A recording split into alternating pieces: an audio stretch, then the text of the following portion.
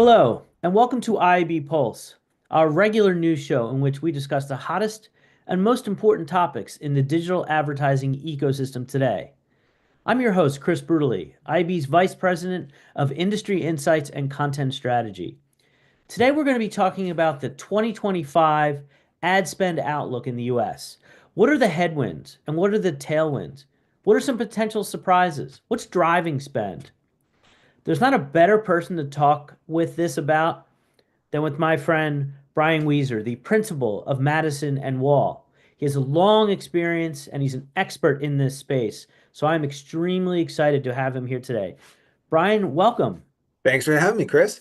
Well, we are very pleased to have you.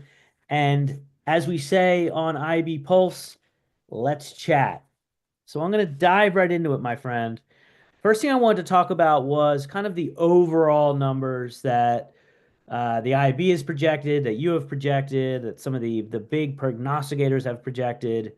For example, we haven't published our numbers yet for 2025 over 2024, but for U.S. ad spending, we're looking at a high single digit growth rate over for 2025 over 2024. If you were to remove the cyclical events from 2024, you'd see us at probably about 5 or 6%. You revised yours down, if I'm still correct, from 5.3% to 4.5%. So I want to ask you a little bit about that. And I also want to further prep you with, I'm going to quote you, quote unquote, positive outlook going into 25 versus 24. So, with all that said, do you want to comment on why the numbers look the way they are and why maybe you are quoted as saying that? Yeah, well, so we certainly you can read a summary of our outlook at madisonwall.substack.com. Paying subscribers, consulting advisory clients get the full data set and fuller view. But what we did say and have published is that we think that whether as a base case for 2025, there should be growth in the overall underlying advertising market, again, excluding political advertising. It will be worse than it otherwise would have been given the new administration. And there are puts and takes to account for in any base case. One has to assume that a lot of what was promised on the campaign trail will come into effect in one form or another. And so if we assume that, in fact, tariffs will be raised in general, that will have a pretty meaningful and negative consequence for advertising because so much activity is occurring right now, which is cross-border in nature. Especially originating in China. Now, there's mitigating factors potentially, and we don't really know the specific makeup of whatever tariffs do come into effect. But let's assume that something happens and it's a headwind. You then have deportations, which are likely in some form more significant than has happened in the past. And to the extent that occurs, not only is that a reduction of available consumers for businesses to target and a reduction of GDP as a consequence, but disruptions to supply chains which will compound impacts on supply chains that follow from tariffs, depending on how they're implemented. And so remember what we saw during the pandemic for a period of time when supply chains were messed up. Companies who were making things were not exactly wanting to advertise those things for fear of not being able to supply the goods. So that's negative. Uh, then you have things like what's going on with pharma. And while we don't know exactly what will happen, it's not unreasonable to assume that there will be some negative impact for pharmaceutical advertising, especially on television, but possibly more broadly. So you got to account for that. Now, offsetting this to some degree, you could have some more deregulation in certain categories. We know that generally speaking, when you look at, say, the gambling category, you can get growth in advertising. Crypto probably has a bit of a resurgence too, as a category that's just looser. You could argue that the preference for lower interest rates probably is positive for advertising. And although it's not good for the economy, higher inflation, which is likely, would also be positive for advertising. Of course, it's equally plausible that stagflation takes root, and that's negative for everyone. And then there's minor risks around rule of law having, you know, questions and Yeah, causing absolutely. flow of capitals outside the country. I was a little disappointed to see the consumer price index, that news that came out earlier this week, where it was the lowest it has been, excuse me, the highest it has been in the last 7 months. The prediction coming out of there is that the fewer rate cuts, might be expected in 2025. A couple months ago, we were hoping that they would be more aggressive, but now that's kind of in question. Exactly. Yeah, so I'm a little concerned about where we're headed from that standpoint. I mean, if we talk about the positive, there's deregulation, the lower interest rates, and the higher inflation. But now I feel like those things are a little bit are worries now more than they were maybe a couple months ago. Well, these are kind of, for lack of a better characterization, obvious issues coming into next year. Yeah, Uh, the base case is that what was a solid economy overall becomes a worse one. yeah. And those are active choices, for lack of a better characterization.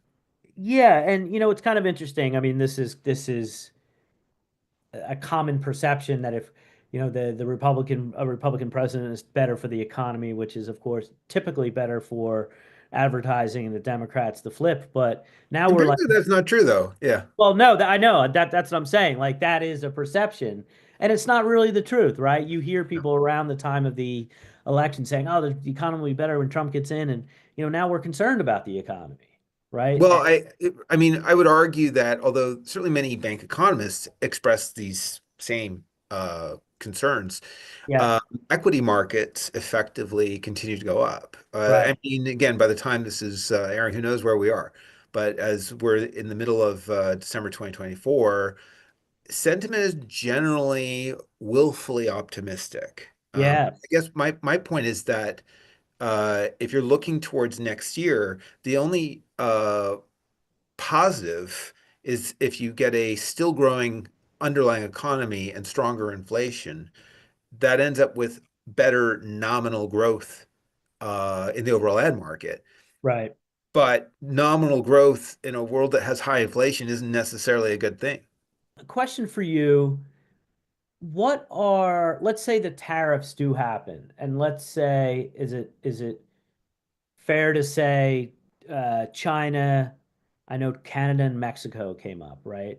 Um, what categories, what industries will be most affected by those and thus will affect ad spend?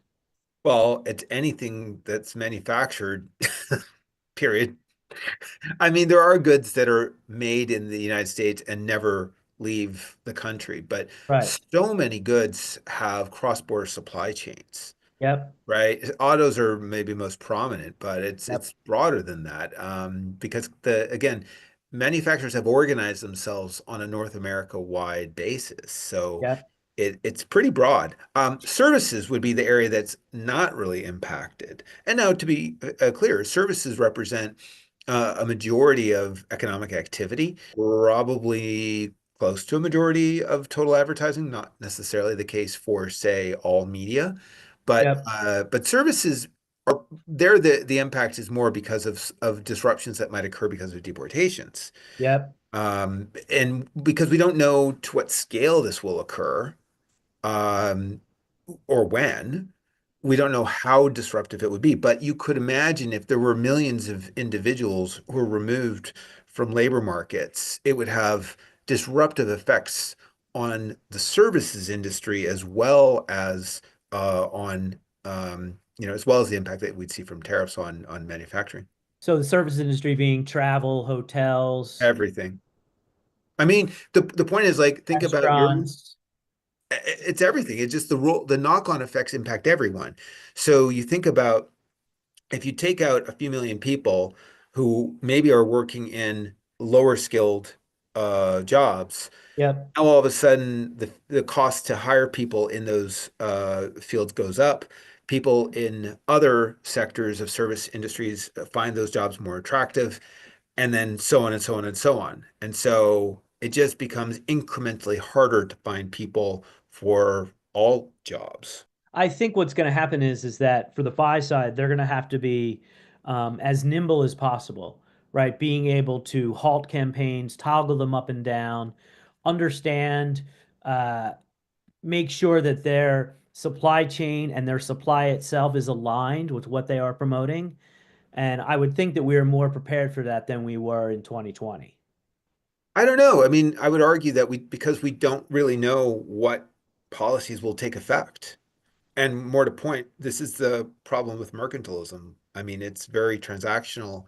And Yep, if you're not in on the transaction, you don't really know how to prepare for this when you don't know what's going to be impacted.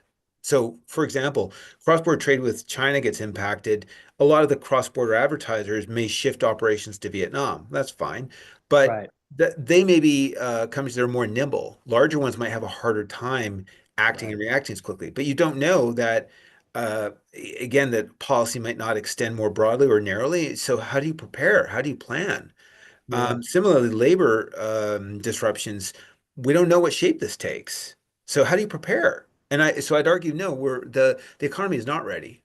Well, I guess what I was talking about in terms of who is ready is that um, I wonder if the ad buyers, those in charge of activation, are if those digital pipes are more prepared to be able to toggle up and down spend to stop. Oh, in that sense, yes. But I guess I'm thinking from a business perspective. Well, yeah, and I think that what you've just highlighted is partially why and how advertising can be more responsive to current conditions.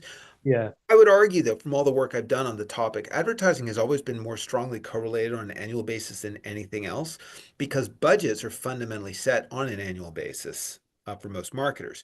right, So you could see changes inside of a year, but I think it's safe to say that once you get to the end of the year, if you see that, say, you're a business that had $100 million of revenue and you're putting, say, $5 million into advertising, well, if you were expecting to get to 110 million of revenue, but you only got to 105 instead, and say you're budgeting 5% of your revenue to advertising, you're going to spend 5.25 million on advertising this year, one way or another. right. I wanted to ask you about individual digital channels, and I mean, it's the type of thing that you want to talk about when you're talking about ad spend, right? It's the overall ad spend, and then what channels are going to be up and down, what categories. My initial reaction to the channels is that the biggest growers that are projected is retail media networks, social, particularly social video, search, and CTV. Obviously, that's a pattern. They continue to grow. They continue to be the fastest growers of the last couple times that I've done projections. I'm wondering if is there any news in there? Anything that we should be talking about? Well, again, I think retail media, as most would define it, is probably most at risk because of the cross-border issues. And I don't think enough people understand just how dependent retail media is on Chinese cross-border advertising. Yeah, tell me So about that. Yeah, well, I mean, we don't know, but sources such as Marketplace Pulse would estimate that 50% of Amazon Marketplace um, businesses are based in China. right. There's nothing wrong with that, No, but if you're not aware of that, it might alter how you think about their advertising business. right.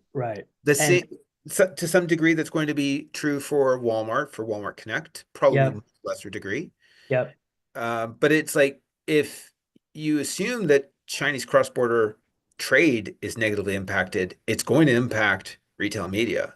And then social as well, right? I mean, I feel like you have said to me in the past that the number of manufacturers coming out of China that retailers, the Temu and that whole ecosystem, is there thousands of them, tens of thousands of Yeah, them?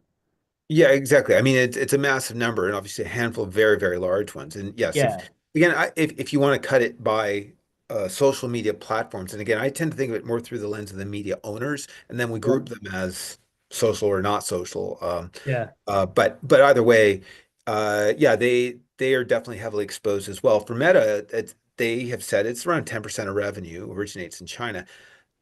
It's not that all of it goes away necessarily with high tariffs, but a lot of it could. Probably a bigger share of the retail media number than it is of social. So that's the thing to watch for. With the other channels like CTV, remember, this is something I think people get wrong all the time. CTV is a subset of television. CTV can take share of television to the extent that it produces a growing share of inventory, but it's still television fundamentally. Right. And so, yeah, it does take share, but it probably continues. Although, as I pointed out, in data sets and other work that we've done available to subscribers to Madison and Wall, that CTV accounts for around 10% of ad inventory, but already gets around 30% of all spending on television. Right. And so that's a pretty big mismatch. These mismatches can persist, but you want to be aware of it. Regarding generative AI, okay, um, are you able to answer this question? What generative AI tools will be the usage of generative AI tools will be table stakes in 2025 on the buy side, meaning media planning and activation and optimization. Do you see like Gen AI tools being like, you got to be using these? These are these are, this is what you should be using. Well, it's on the one hand, it's hard to speak to specific tools because I think there's so Yep. much that's evolving. On the other, with respect to media in particular, Yeah. AI-based products, offerings, tools, services, everything has already been pretty commonplace for many years. Yep. I remember like reading about it or hearing about it maybe for the first time, interestingly, from Group Amber's Axis around 2015. Yeah. Meaning like they were already trying to create these, various co-pilots and branding things co-pilot at that time. And so I think that it's safe to say that, the real changes from AI, although there are a lot of new ad products Yep. that really haven't taken root with larger marketers because of transparency and other issues. But when you think about the workflows that agencies use, AI has already been a part of the furniture essentially for Right. a very long time at this point. But now they're aren't they now more aggressively or now have the opportunity uh, to, due to open API, like access to the large language models that can thus further power any sort of AI tools that the agencies are Oh, using. So sure. But now, yeah, but I guess what I'm saying is I think that they've already been every year they've been trying to find new ways to be more and more efficient. The client yeah, expectations are that you're finding new and different ways to be more efficient. That's not where the radical change is happening right now, though, with advertising. It's much more on the creative side. yes, yes, Again, the application of automation and data to media has been an ongoing, continuous thing, and this is no Gen AI is not a sea change at this time for that part of the industry. It is a sea change when it comes to the process by which creative works. And that's where the bigger impacts are and where the there's so much that's new of the last couple of years. Although even there, it's like there are limits to what can happen because of copyright concerns, and yeah. it doesn't mean that there won't be meaningful changes. I really want to thank you for joining. I will say to our audience, if you are not a subscriber to Madison and Wall, Brian's newsletter and his new company, I would highly recommend doing that.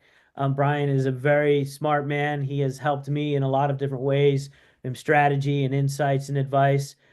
He now has a subscription product that I would recommend subscribing to. If you need data, if you need economic data, if you want to know what's going on in the markets, he is your man. Brian, thank you for being here today. Thanks for having me. And you're welcome. And thank you to our listeners and viewers. This has been an IAB Pulse Let's Chat, and we will see you on the next episode. Thank you.